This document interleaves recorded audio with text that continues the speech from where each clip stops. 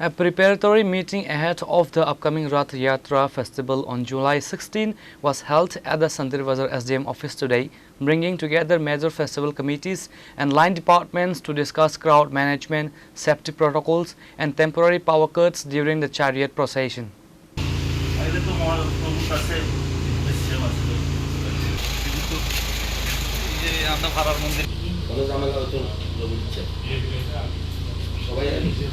Meanwhile, MLA Pramod Riang placed a crucial proposal to completely ban the use of elephants and horses to pull chariots, citing several past accidents.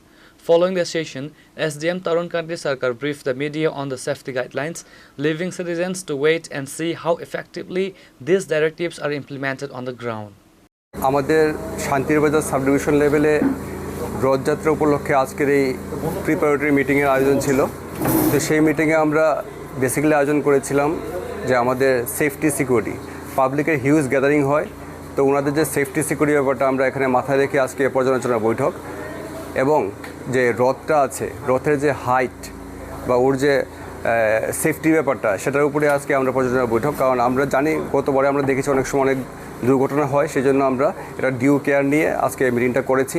পাশাপাশি আমাদের যে রাস্তা, যে main রোডটা, যেই রাস্তার দিকে আমাদের রথযাত্রাগুলি হবে, যে পজিশনটা হবে, সেটা যাতে সুষ্ঠুভাবে হয় এবং পাবলিকের যাতে কোনো গ্যাদারিংয়ে যাতে কোনো কষ্ট না হয়, এবং বিভিন্ন অ্যাম্বুলেন্স, ফায়ার সার্ভিস, বিভিন্ন ইমার্জেন্সি সার্ভিসগুলি আছে তারা যাতে সুষ্ঠুভাবে সেই রাস্তাটা অতিক্রম করতে পারে, তার জন্য অল্টারনেটিভ রাস্তার ব্যবস্থা করা, পুলিশের মাধ্যমে ল অ্যান্ড অর্ডারের ব্যবস্থা করা, সেই সব জিনিস মাথায় রেখে আজ প্রিপারেটরি মিটিংয়ের আয়োজন আমরা করেছিলাম এখানে।